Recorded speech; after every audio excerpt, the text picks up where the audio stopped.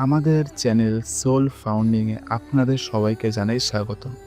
আমাদের এই নতুন চ্যানেলটিতে আসতে চলেছে নতুন নতুন আরও অনেক স্টোরি। তো সেই আপডেটগুলো রেগুলার পেতে হলে আমাদের এই চ্যানেলটিকে সাবস্ক্রাইব করে বেল আইকনটি অবশ্যই প্রেস করে দেবে। গল্পটি পছন্দ হলে অবশ্যই কমেন্টে দেখে জানাবেন যে গল্পটি আপনাদের কেমন লাগলো।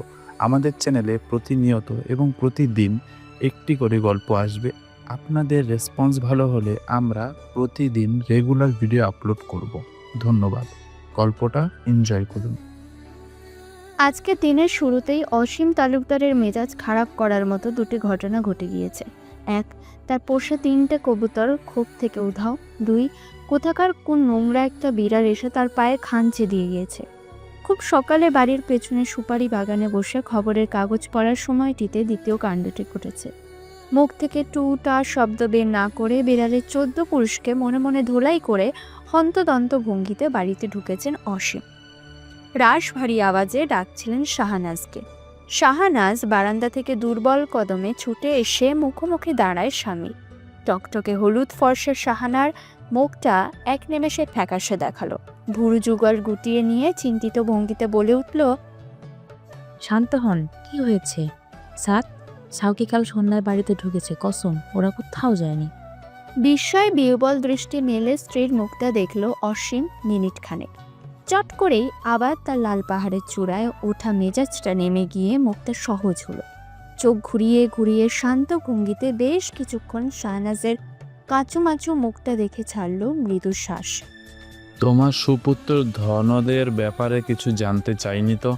তোমার ভাষ্যমতে উহারা ভালো হয়ে গিয়েছেন, তা বিশ্বাস করেছি। চোরের মন পুলিশ পুলিশ করলে তো মুশকিল শাহনাজ। মাথা নুইয়ে নিল শাহনাজ। কেমন অপ্রতিভ ভঙ্গিতে দাঁড়িয়ে রইল স্বামীর সম্মুখে। ইদানিং একটা খুব বাজে ব্যাপার ঘটছে শাহনাজের সাথে। তার বুকটা সারাক্ষণ ধরফর করতেই থাকে শঙ্কায়। কখন বাড়িতে দক্ষ যুদ্ধ শুরু হয়? বাড়িতে দক্ষ যুদ্ধ কখনোই শুরু হয় না। অসীম তালুকদারের পূর্বের ন্যায় ঠাটবাট নেই। ভীষণ মেজাজি মানুষটা অনেকটাই গুটিয়ে নিয়েছে নিজেকে এখন। আগের মতো চোটপাট করা তো দূরে থাক, বাড়ির সার্বিক পরিস্থিতিতে নির্লিপ্ত অবস্থানকে বেছে নিয়েছেন তিনি। শাহনাজ ধোপ গিলল, জড়ানো গলায় বলল, আপনি এমনভাবে ডাকছিলেন, ভাবলাম ওদের উপর খেপেছেন, হয়তো কেউ নালিশ এনেছে, হয়তো। এত মেজাজ তো ওদের উপর ছাড়া আপনি দেখান না। তবে পরোক্ষভাবে বিশ্বাস করলে তোমার সুপুত্র ধনেরা ছাড়া আর কেউ আমাকে খেপায় না। শাহনাজের কথা শেষ হতে না দিয়েই অসীম তালুকদার বললেন তাচ্ছিল্যের ভঙ্গিতে। শাহনাজ এইবার আহত গলায় বলে, সবসময় তোমার সুপুত্র ধন করেন কেন? ওরা কি শুধু আমার ছেলে? অসীম ড্রয়িং রুমে ঢুকে হাতের খবরের কাগজটা সেন্টার টেবিলের ওপর রেখে গমগমে স্বরে বলল, না না, সে কথা বলেছি, ওরা তো আমার ছেলে। সেজন্যই তো লাখ লাখ টাকা খরচা করে থানা থেকে ছাড়াতে হতো আমাকেই। বাপ যে আমি। গলাটা যেন কেঁপে উঠল মৃদু। শাহনাজ টের পেয়ে চমকালো। স্বামীর কণ্ঠে পুরনো সেই হতাশা। এতদিন অনেকটা নিষ্পৃহ ছিল, তবে এর পেছনে কারণটা কি? আসলেই কি কিছু ঘটেছে? কিছু হয়েছে? ওরা তো চেষ্টা করেছে আপনার মতো চলতে। সাউকি বসেছে না তালুকদার কসমেটিক্সে। আর তোমার মেজপুত্র? বিদ্রুপাত্মক ভঙ্গিতে ঘুরে তাকায় অসীম স্ত্রীর মুখ পানে। জিজ্ঞাসাসূচক দৃষ্টিতে শাহনাজের মুখ দেখে। শাহনাজ গলা খাঁকারি দেয়, কণ্ঠে জোর এনে বলে, সাদের নামে নালিশ তো আসে না আগের মতো। এত চুপচাপ হয়েছে ছেলেটা, একটু ঘোরাঘুরি করে শুধু, কারো ক্ষতি তো করে না, তবুও এত রাগ কেন আপনার? ছেলের হয়ে সাফাই গাওয়ার ভঙ্গিটা বড্ড শিশুসুলভ শাহনাজের। অসীম তালুকদার হাসি চেপে রেখে মুখে রাগি রাগি ভাব এনে বলে, ঘোরাঘুরি করলেই হবে? এই জন্মে আর সংসার ধর্ম করতে হবে না। চাকরি খুঁজছে তো, পেয়ে গেলে একটা ভালো মেয়ে দেখে বিয়ে দিব। চাকরি পাবে তোমার ছেলে? সে যোগ্যতা আছে? তাও না হয় পেল কপাল গুনে। মেয়ে দেবে কে ওকে? শাহনাজ ভোর সকালে ছেলের বিরুদ্ধে স্বামীর লাগাম ছাড়া কথা শুনে ভয়ার্ত চোখে আশেপাশে তাকায়। অসীমের মুখের লাগাম সে টানতে পারবে না এখন। ছেলেটা বাড়িতেই আছে। যদি এসব কথা কানে যায় তবে এক্ষুনি খুব বাজে একটা কিছু ঘটে যাবে এই তালুকদার ম্যানশনের ড্রয়িং রুমে। নিচতলায় সর্বদক্ষিণের ঘরটি এবাড়ির মেজ ছেলের সাদ তালুকদারের।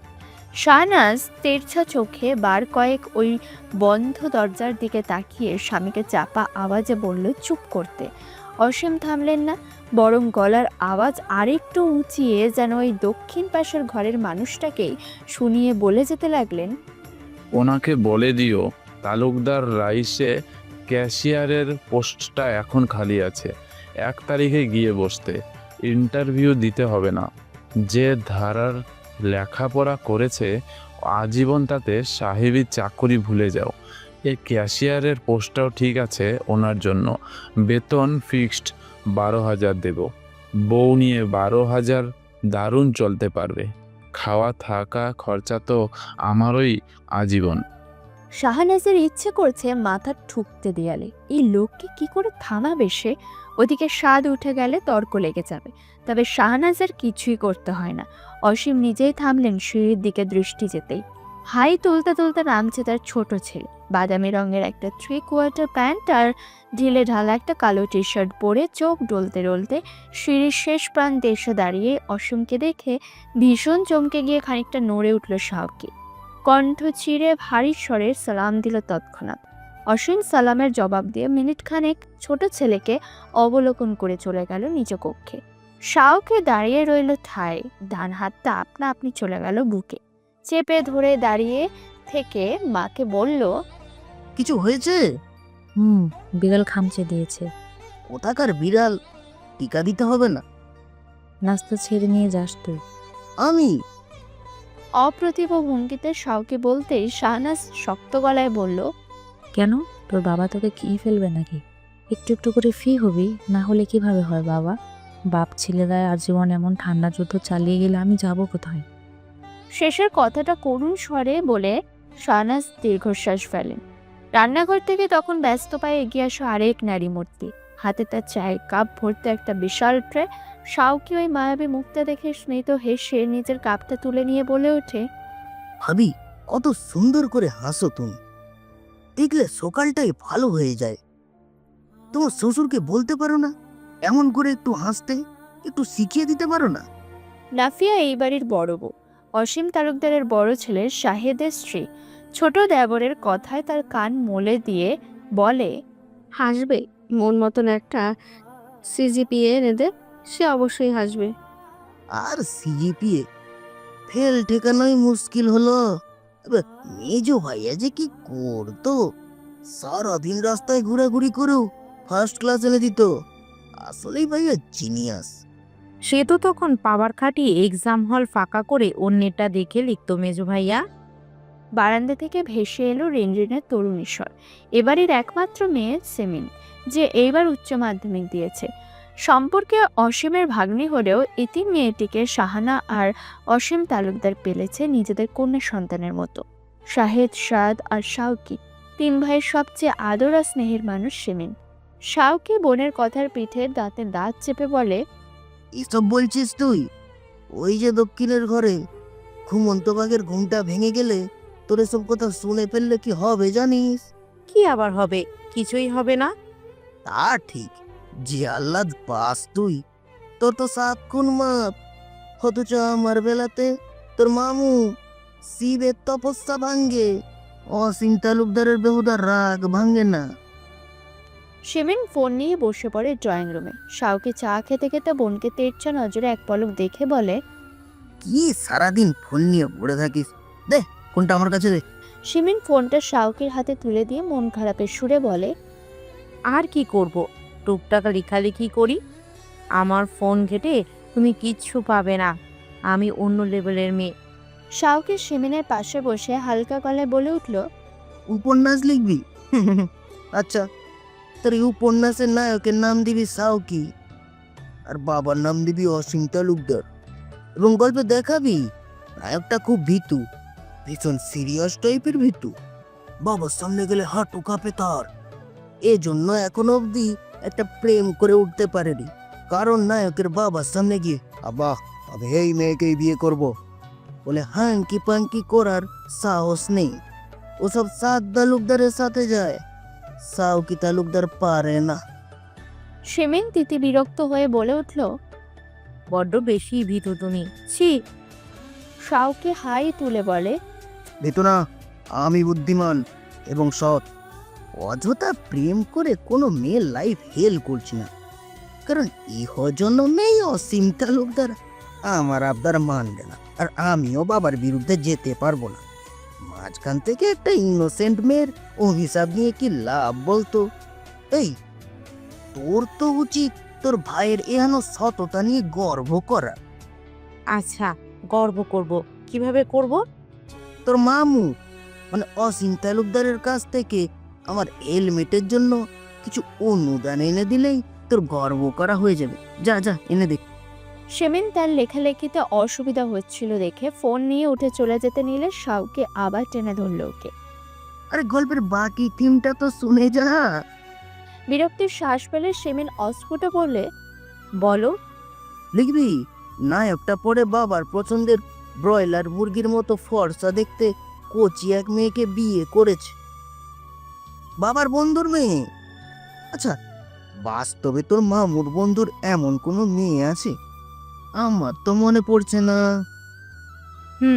আছে তো, জাফর আঙ্কালের মেয়েটা, মিমি আপু। এ, মিমি? ওই সর্দি মিমি? তাহলে আমি সেফ জোনে আছি। আচ্ছা, ওটা আমার চেয়ে বয়সে বড়, ঝুললে 7 তালুকদারের গলায় ঝুলতে পারে। বিরক্তির শ্বাস ফেলে সেমিন অস্ফুটে বলে, ইস আল্লাহ, আমি মেজো ভাইয়ার পাশে ওই মিমিকে কল্পনাও করতে পারি না, একদম বেমানান। কেন, তোর মেজো ভাই প্রিন্স চাউমিন নাকি? গায়ের রং তো আমার চেয়ে 2 সের ময়লা। না, তা ঠিক না, তবুও মেজো ভাইয়ার বউ হিসেবে আমার কল্পনাতে চলে আসে দেবী চৌধুরানীর মতো দুর্ধর্ষ ব্যক্তিত্ব। সেমিন একটু নাক কোচকালো, আপত্তি দেখিয়ে বলল, আর আমার পাশে? তোমার পাশে পা কাপি ব্যক্তিত্ব কল্পনা করি, যে তোমার মতো ভীতু হবে। বিয়ের পর তোমাদের জুটির নাম দেব আমি ঠক ঠক জুটি, যারা ঠক ঠক করে কাঁপে। শাওকি বোনের অপমান গায়ে মাখল না, বসে বসে পা দোলাতে থাকে। তার দৃষ্টি দক্ষিণের কক্ষের বন্ধ দরজায় নিবদ্ধ।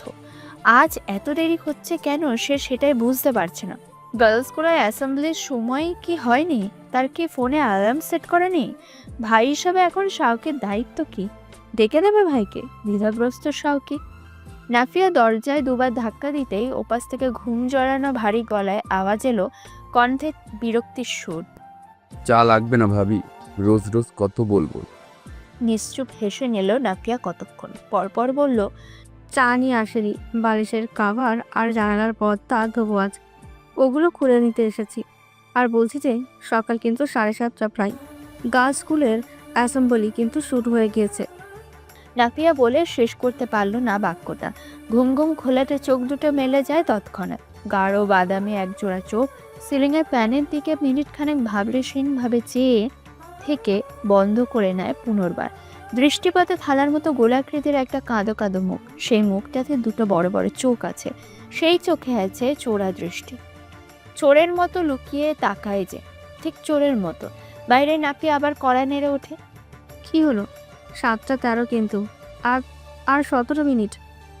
হুড়মুড়িয়ে উঠে বসে লম্বা মানুষটা, চোখ ডালে এক হাতে গায়ের কমফোর্টটা সরিয়ে বিছানা ছেড়ে গিয়ে দরজা খুলে দেয়। ঘুরে এসে দ্রুত ঢুকে পড়ে ওয়াশরুমে।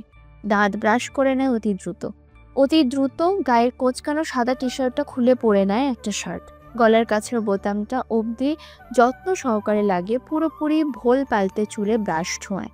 নাফিয়া কোলবালিশের কভার খুলে নিতে নিতে ঠাট্টার ছলে মেজো দেবরকে বলে, এসব আর আমি পারি না, তোমরা বড় হয়েছ, বিয়ে শাদি করে নিজ মানুষ এনে নাও। সাত সকালে তোমাদের ঘরের দরজায় দাঁড়িয়ে রোজ কড়া নাড়তে বিরক্ত লাগে। সাদ চুপচাপ ঘুরে আয়নায় নিজেকে এক ঝলক দেখল। ভাবির কথার জবাব না দিয়ে শুকনো হেসে লম্বা কদমে বেরুলো ঘর থেকে। নাফিয়া বলে যেতে থাকে, সামনের গেট হয়ে যাও, আব্বার মেজাজ ইতিমধ্যে খারাপ হয়েছে, বউ দেখতে যাচ্ছ, বাপের সাথে ঝগড়া লাগিয়ে বাজে মুড নিয়ে যাওয়ার দরকার নেই। শুভ্রা তো দেখছে ওর সামনে দাঁড়িয়ে থাকা নেহাত শিশু দেখতে এক 27 পুরুষ, যেন সে এইমাত্র দুনিয়াতে এসেছে। জাগতিক কোনো কিছু সম্পর্কে নেই কোনো জ্ঞান, মুখের ভঙ্গি ঠিক অমনি আলাভোলা। সুব্রত শ্বাস ফেলে। গিরগিটি নাকি এ? কার গতি দ্রুত? কে সবচেয়ে দ্রুত ভোল পাল্টাতে পারে ভাবছে সুব্রত।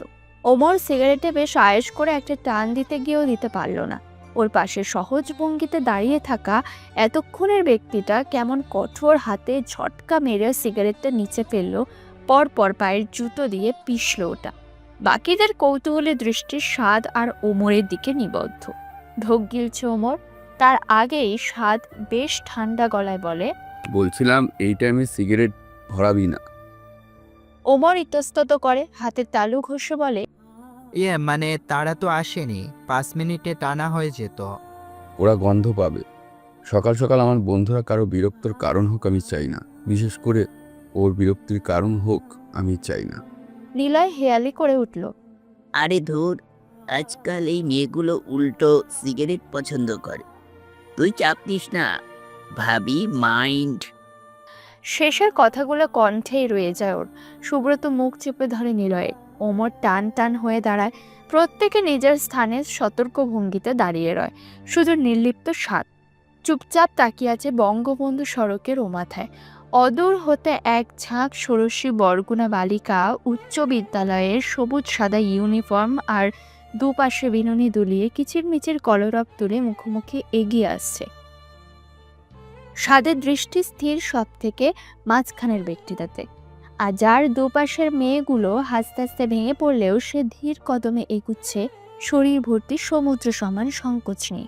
দৃষ্টি বরাবর ন্যায় পায়ের নখে নিবদ্ধ।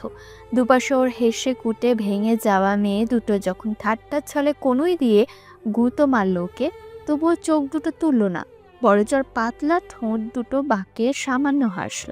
কিন্তু যখন এগোতে এগোতে 6 জোড়া কদম নিরঞ্জন কাকার দোকান অবধি পৌঁছালো, প্রত্যেকে হাসি থামালো। আর ওই যে থালার মতো গোলাকৃতির কাঁদো কাঁদো মুখটা, সংকোচ আর আড়ষ্টতায় ছাই চাপিয়ে খুব সাহস করে তুলল ডাগর ডাগর চোখ দুটো। তাকালো সরাসরি রাস্তার একপাশে শান্ত ভঙ্গিতে চায়ের কাপ হাতে দাঁড়িয়ে থাকা নীল চেক শার্ট পরিহিত লম্বা লোকটার চোখে। স্বাদের নিষ্প্রভ দৃষ্টি ষোড়শীর মুখ আর চোখের নিচে ল্যাপটানো কাজলে আটকে আছে।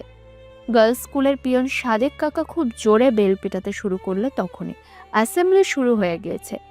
গোল মুখে ষোড়শী হাতে টান খেলো আচানক। দুর্দর্শ বান্ধবী দুজন ওর 2 হাত টেনে ধরে ছুটল স্কুলের গেট বরাবর। চেঁচিয়ে বলল, পা চালারে নিশা, আফতার স্যার সেদিনের মতো কান ধরাবে। নিশা ছুটছে, কদমে গতি আছে, তবে জোর নেই যেন। বেনি দুলিয়ে মাথা ঘুরিয়ে পরপর দুবার তাকিয়েছে স্বাদের দিকে। স্বাদের শান্ত চোখে। স্কুলের গেট ঠিক 7:30 নাগাদ বন্ধ করে দেওয়া হলে স্বাদ নড়ে চড়ে গলা খাঁকারি দিল।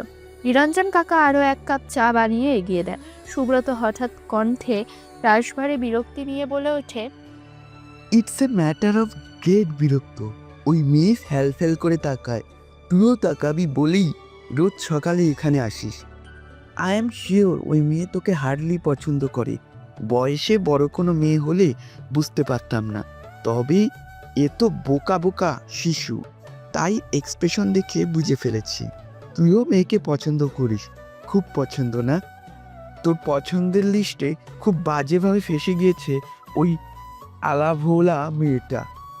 তোরা তো দুজন যখন এভাবে তাকাতাকি করিস রোজ, তাহলে একটু সামনে আগা। আমরাও বড় আশা নিয়ে বসে আছি, তুই প্রেম করবি আর আমরা পাহারা দেব। স্বাদ চুপচাপ চায়ের কাপে শেষ চুমুক দিয়ে কাপ নামিয়ে রাখলো। সুব্রত কপাল কুঁচকে ফের বলল, কিছু বল, আটকাচ্ছিস কোথায়? পকেট হাতড়ে বাইকের চাবি নিয়ে লেকের পাড়ে পার্ক করে রাখা কালো রঙের অ্যাপাচিটার দিকে এগোতে এগোতে ঠান্ডা গলায় বলল, আটকাচ্ছি বাস্তবতা। ব্যস্ততা। পেছন থেকে সুব্রত, নিলয় আর ওমর একই সঙ্গে প্রশ্ন করে বসলো। স্বাদ নির্লিপ্ত ভঙ্গিতে জবাব দিল, প্রথমত আমাদের বয়সের পার্থক্য মাশাল্লাহ। দ্বিতীয়ত এই মেয়ে আমার মতন ফালতু লোকের সাথে সংসার করতে পারবে বলে মনে হয় না। তৃতীয়ত এই মেয়ের পরিবারটা সুবিধার না। এই মেয়েকে বাড়ি থেকে আজ বের করে দাও বা কাল বের করে দেওয়ার অবস্থা। এভাবে হুট করে একদিন বের করে দিবে আর এই মেয়ে এসে বলবে আমাকে বিয়ে করেন। চাকরি নেই বাকরি নেই, আমি তখন আঙুল চুষতে থাকবো। এ বড্ড ঝামেলার। এত ঝামেলা স্বাদের পছন্দ না। চতুর্থত আমি শিওর এই মেয়েকে খুব কাছ থেকে আমি সহ্য করতে পারবো না। আমি শিওর, আই এম শিওর এই মেয়ে যতটা ভালোভাবে দেখতে ততটা আসলেও নয়। সুব্রত তবদা খেয়ে দাঁড়িয়ে রইল। পরপর চাপা আওয়াজে চেঁচিয়ে বলল, এত এত এত ব্যস্ত থাকলে আসিস কেন রোজ? বাইকে উঠে বাইক স্টার্ট করলো সাদ। পরপর বলল, দিনের শুরুতে এর মুখটা দেখতে ভালো লাগে, এটারও আমার জীবনে একটা বাস্তবতা। তো কতদিন চলবে এসব? ওর বালপাকনা বড় বোন আর ইতর দুলাভাইটা যখন ওকে কোনো ইতালি প্রবাসীর হাতে তুলে দেবে ঠিক ততদিন পর্যন্ত। লেকপাড়ের রাস্তার ধুলো উড়িয়ে অ্যাপাচিটা ছুটে যায়। সুব্রত বোকা বোকা মুখ করিয়ে দাঁড়িয়ে থাকে। মৃদু শ্বাস ফেলে মিনমিন স্বরে বলে, কপালে ঠাকুর কপাল করে একটা বন্ধু জুটিয়ে দিয়েছে বটে, মাথা ভাঙ্গা কোঠাকার। আজকের দিনে তৃতীয় দুর্ঘটনা ঘটে গিয়েছে অসীম তালুকদারের সাথে। মন মেজাজ শান্ত করে সকাল 9টা নাগাদ একটু বেরিয়েছিল তালুকদার মিলসের ক্যাশ দেখবে বলে।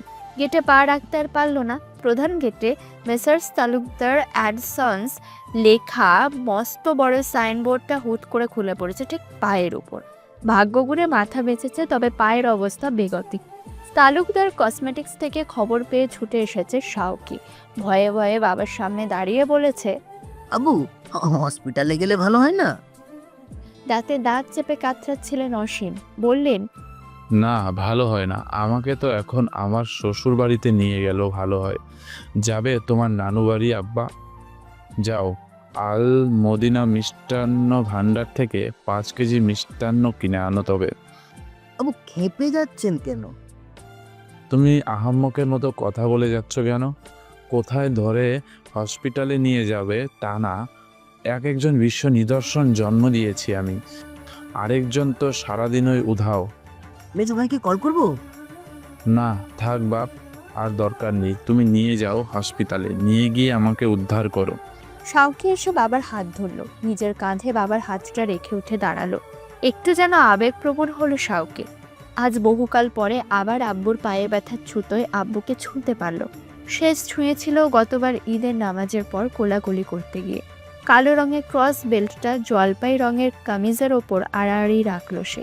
হাত কাঁপছে তার, কাজটা ঠিকঠাকভাবে হচ্ছে না, অথচ ইমার্জেন্সিতে পেশেন্ট এসে ভর্তি হয়ে গিয়েছে। হেডম্যাম শাস্তি স্বরূপ একই জ্বালা ঘাড়ে তুলে দিল কে জানে। ওদিকে তখনকার ঘটনায় গা এখনো কাঁপছে মোহর মোহর। ওর চোখে শুকিয়ে যাওয়া জলও আবার মুছতে চাইল অকারণে। বরগুনে নার্সিং ইনস্টিটিউটের হোস্টেলের বারান্দা দিয়ে সিনিয়ররা সবাইকে তাড়া দিতে দিতে নিচে নামছে। আজ সাংস্কৃতিক অনুষ্ঠানের জন্য মিটিং হবে, তবে ও সেখানে থাকতে পারবে না। ওকে যেতে হবে ইমার্জেন্সি ওয়ার্ডে অগত্যায়। বাইরে থেকে হুড়মুড় করে ঘরে ঢুকলো তন্নি। কণ্ঠে চাপা উত্তেজনা নিয়ে ডেকে উঠল, এই মূর্ছনা মূর্ছনা শুনছিস? মেডিসিন ওয়ার্ডে কেলেঙ্কারি ঘটে গিয়েছে। এক আধবুড়ো পেশেন্ট ফার্স্ট ইয়ারের রাত্রির গায়ে হাত দেওয়ার চেষ্টা করেছে। সেটা নিয়ে ঝামেলা চলছে ওয়ার্ডে। বুড়োর খোয়াইশ দেখো, এক নিজে পা ভাঙ্গা পেশেন্ট, তার উপরে রাত্রি তার মেয়ের বয়সী সেবিকা। শরীরে নিদারুণ যন্ত্রণা নিয়ে এদের চেতনাদণ্ড এভাবে খুজলি করে ওঠে যে মূর্ছনা চুপচাপ আয়নার ভেতর থেকে তন্নির প্রতিবিম্বের দিকে তাকায়। পরপর নিজে কৃষ্ণবর্ণের গাল দুটোতে নিভিয়া ক্রিম লাগাতে গিয়েও লাগায় না। এসবের তার প্রয়োজন নেই। ক্রিমের কৌটোটা আয়নার সামনে রেখে দিয়ে পুনরায় নিজের কান্না আটকানোর চেষ্টা করে থমথমে গলায় বলে ওঠে, মেয়ের বয়সী সেবিকা, এদের চেতনাদ্বন্দ্ব দাঁড়ায় নাকি সে বলতো? মোরগ মুরগি থেকে শুরু করে গবাদি পশু, রাস্তার পাগলের নোংরা চিটচিটে শরীর দেখলেও এরা চেতনা হারায়। আমাকে দেখ কি নিকৃষ্ট কুসকুসে কি করছি আমি। আমাকেও নাকি মানুষের ছুঁয়ে দিতে রুচি হয়। ছি! বলতে বলতে আবার ডুকরে কেঁদে ওঠে মূর্ছনা। তন্নি আহত চোখে তাকিয়ে আছে। ও জানে মূর্ছনা কেন কাঁদছে। মূর্ছনা প্রায় যে কারণে কাঁদে ঠিক সেই কারণে কাঁদছে। তবে তন্নি সান্ত্বনা দিতে আর এগোয় না, কারণ মূর্ছনার সান্ত্বনার প্রয়োজন নেই। মারাত্মক শক্ত এই মেয়েটি নিজে নিজেকে সামলাতে জানে। তাই খুব স্বাভাবিক গলায় তন্নি বলে উঠল, ইমার্জেন্সিতে আয়, কেউ নেই ওখানে। একটা ছেলে এসেছে তার বাবাকে নিয়ে, তালুকদার মিলসের মালিক, ডক্টর মেহেদি স্যারের রিলেটিভ। তুই গিয়ে একটু দেখ। জরুরি বিভাগের কিছু কর্মচারী ব্যতিব্যস্ত হয়ে অসীমকে ধরে বসালেন উঁচু বেডটাতে। শাওকি তখন চারিপাশে চোখ বুলিয়ে বলে, ডক্টর কই? নয়ন ভাই কই? মেডিসিন ওয়ার্ডে একটা ঝামেলা হয়েছে। সম্ভবত সেখানে দুজন নার্স, না ঠিক নার্স নয়, তারা স্টুডেন্ট আসছে, দেখবই, ধৈর্য করুন ভাই। শাওকে খানিকটা বিরক্ত হলেও গুটিয়ে নিল সেটা। উল্টো কক্ষের দরজা থেকে বাইরে মাথা বের করে তালুকদার মিলসের ম্যানেজার জিল্লুরকে বলল, চাচা, বাইরে থেকে ট্রিটমেন্ট করিয়ে নেই তবে। ডাক্তাররা সব উধাও, বলছে নার্সিং স্টুডেন্টরা দেখবে। এখানে আনাটাই ভুল হয়েছে আব্বুকে। ব্যথা সইয়ে নিয়ে এখন চুপচাপ অসীম ধীর স্থির বললেন, অসুবিধা নেই, তারাও তো প্রশিক্ষিত। এমন সময় একজন বয় এসে শাওকিকে বলল, ওই ওষুধটা বাইরে থেকে আনুন, সিস্টার এসে লাগিয়ে দেবেন। আসলে শাওকি কিঞ্চিত অবাক গলায় বলল, এই সামান্য ওষুধ আপনারা রিজার্ভ রাখেন না? ভাই, আমরা কি করে রাখবো? সরকার দিলে আপনাদের মতো ভাগা ভাগা লোকরাই লোক ধরে খেয়ে দেয়। আঙুলটা এসে পড়ে আমাদের মতো সাধারণ কর্মচারীর উপর। ডাক্তারদের কিছু বলেন না কেন? শাওকি শ্বাস ফেলে কাগজটা নিল। ম্যানেজার জিল্লুরকে অসীমের পাশে বসিয়ে চলে গেল বাইরে। মূর্ছনা ইমার্জেন্সিতে ছুটতে ছুটতে এলো, গায়ের অ্যাপ্রনটা হাঁটতে হাঁটতে আটকেছে। এরপর এসে অসীমের সামনে যখন দাঁড়াবে, ঠিক তখনই দুজন অভিভাবক এলেন নিজেদের 7 বছর বয়সী পুত্র সন্তানকে নিয়ে। বাচ্চাটার সুন্নাতে খতনা হয়েছে খুব সম্ভবত। ব্যান্ডেজ থেকে রক্ত ঝরছে গলগল করে। মূর্ছনা চিৎকার শুনে বাইরের ঘরে যেতেই শুনল বাকিটা। বাচ্চাটাকে আগলে নিয়ে বলল, এসব কিভাবে হলো? কন্যা সেদিন খতনা হলো। বাচ্চাটার মা নাক টেনে জবাব দেয়, কপাল আমার, আজ সকালে গিন্নি মুরগিটা এসে সরাসরি ঠোকর বসালো। সেই থেকে কি রক্ত, কি ব্যথা। ইস, কি ভয়াবহ। মূর্ছনা ব্যস্ত হয়ে পড়ল বাচ্চাটাকে নিয়ে। ওপাশের ঘরে বসে থাকা অসীম এইবার চূড়ান্ত বিরক্ত। এপাশে কি ঘটেছে, কি হয়েছে তা কিছু জানতে না চেয়েই এবার চিল্লিয়ে উঠল, বলছি, এটা হসপিটাল নাকি? এই যদি হয় তোমাদের সার্ভিস না, ডিসি মহোদয়ের সাথে কথা বলতেই হবে আমার। একজন মুরব্বীকে বসিয়ে রেখে গা ছাড়া ভাব দেখাচ্ছ। গরিব ফকিরদের সাথে তোমাদের আচরণ কেমন তা এখন বেশ টের পাচ্ছি। এই ডক্টর কোথায়? মূর্ছনা চোখ বড় বড় করে উঠে দাঁড়ায়। সকালের মেজাজটা পুনরায় ফিরে পায়। দাঁতে দাঁত চেপে নিজেকে শান্ত করে রাখতে চেয়েও পারে না। অগত্যা মেজাজ চূড়ায় তুলে হনহনিয়ে চলে যায় অসীমের সামনে। খুব ঠান্ডা তবে কিঞ্চিত কড়া গলায় বলে, গরিব ফকিরদেরকে আমরা খুব ভালো মতোই ট্রিট করি আঙ্কেল। শুধু আপনাদের মতো ভিআইপি লোকগুলো বড্ড অধৈর্য। আমরা সেবিকা, আমাদের জানটা সব আহতদের সমান ভাবে দিতে হয়। তবে সবার আগে শিশু এবং প্রসূতি মা আমাদের প্রায়োরিটি লিস্টে। অসীম চমকে উঠলেন। পরপর সতর্ক ভঙ্গিতে কান পাতলেন বাইরে। একটা বাচ্চা কাঁদছে শুনে বুঝলেন তার ভুল হয়েছে বুঝতে। তবে সে বেশ অবাক এই মেয়েটির কথা বলার ভঙ্গি দেখে। অসীমের সাথে এভাবে তেজ নিয়ে সচরাচর কেউ কথা বলে না। অসীম ছোটদের কাছ থেকে এমন আচরণ পেতে অভ্যস্ত নয়। সহসা মুখটা কালো হয় অসীমের। বুড়ো মানুষ ভুল করলে একটু সম্মানের সহিত শুধরে দেওয়া যায় না? অসীম তার সম্মুখে অবিচল। শক্তভাবে দাঁড়িয়ে থাকা কৃষ্ণবর্ণের মেয়েটির থেকে দৃষ্টি সরিয়ে চুপ করে রইল। বয় এসে বলল, মূর্ছনা আপু, ওনার ছেলেকে পাঠিয়েছি ওষুধটা আনতে, আসছে। ওষুধটা তো আমাদের রিজার্ভে আছে, জানতে কেন পাঠালেন? বলেই মূর্ছনা ঝুঁকে বসলো অসীমের পায়ের কাছে। বড্ড কোমল হাতে ড্রেসিং করে দিয়ে চলে যায় পাশের কক্ষে। আসার পূর্বে হেডম্যামের কাছে হাজিরা দিতে সে ভুলে গিয়েছে। শাওকি সদর হাসপাতালের সামনে 4টে ডিসপেন্সারিতে ওষুধটা না পেয়ে একটু এগিয়েছিল সামনে। সে কারণে তার 5 মিনিটের দেরি। এসে বাবার পায়ে ব্যান্ডেজ দেখে জিল্লুরকে বলল, ওষুধ ছিল নাকি? বাবাকে ধরে ধরে রিক্সা ডেকে তুলে দিল রিক্সাতে। অসীমের কালো মুখটা দেখে এক ফাঁকে জিল্লুরকে বলল, কিছু কি হয়েছে আমার অনুপস্থিতিতে? এক নার্স এসে ধমক দিয়েছে স্যারকে। তাজ্জব বনে গেল শাওকি। গা জ্বলে উঠল। চাপা আক্রোশ নিয়ে বলল, ধমকিছ মানে? কোন নার্স? বাবার প্রসঙ্গ এলে তালুকদারের এই ছোট ছেলেটিও মারাত্মক মেজাজি হয়ে ওঠে। জিল্লুর ওকে শান্ত করতে বললেন, আস্তে ধীরে, তাদের মতো খমখম করছো কেন? নার্সদের অমন মেজাজ থাকে, নার্সরা অমন করে টুকটাক বলে। তাছাড়া স্যারের ভুল ছিল এখানে। চলো, চেতাচেতি করো না, স্যার শুনলে উল্টো কথা শোনাবে তোমাকেই। শাওকে শ্বাস ফেলে রিক্সায় বাবার পাশে গিয়ে বসলো। থমথমে গলায় বলল, চলেন তো, একটু দেখিয়ে দিন তবু। মিলে রিক্সা যখন মেন গেট থেকে ঘুরে গেল, ঠিক 3-4 সেকেন্ড পরে হাঁপাতে হাঁপাতে ছুটে এলো মূর্ছনা শেথার। আশেপাশে তাকিয়ে খুঁজছিল অসীমকে। হেডম্যামের কামরা থেকে বেরিয়েছে তখন থেকে সুপ্ত খারাপ লাগায় ঘিরে ফেলেছিল তাকে। একজন মুরব্বী পেশেন্টের সাথে কথা বলার ধরনটা তার রূঢ় ছিল, এটা সত্যি। চেয়েছিল মাফ চেয়ে নিতে, তা আর হলো না। শ্বাস ফেলে মূর্ছনা দাঁড়িয়ে রইল। মা ঠিকই বলে, মূর্ছনা নার্সিং পড়তে এসে অস্বাভাবিক হয়ে যাচ্ছে দিনকে দিন। হাতের লাল রঙের লিপস্টিকটা সিঁথিতে ঘষতে ঘষতে ভেঙেই ফেললো মেয়েটা, যেন সিঁদুর পড়েছে। অমনভাবে হাত দিয়ে চওড়া করে দিয়ে আয়না দেখলো নিজের লাজুক মুখটা। পরপর তাকালো সুব্রতর চোখে, যে কিনা গোল চোখে চেয়ে মন্দিরাকেই দেখছিল। সিঁথি ভর্তি লাল রং দেখে ঢোক গিলে বলল, করেছিস কি ফাজিল? কপাল কুঁচকে নিল মন্দিরা। ফাজলামি সুরেই বলল, আমার সাথে তোর বিয়ে হবে না, এটা শিওর থাক। আর আমার অন্য লোকের সাথে বিয়ে হলে এই জীবনে আমি পরস্ত্রী হয়ে তোর সামনে আসবো না। তাই আমাকে বউ সাজে এখনই দেখে রাখ।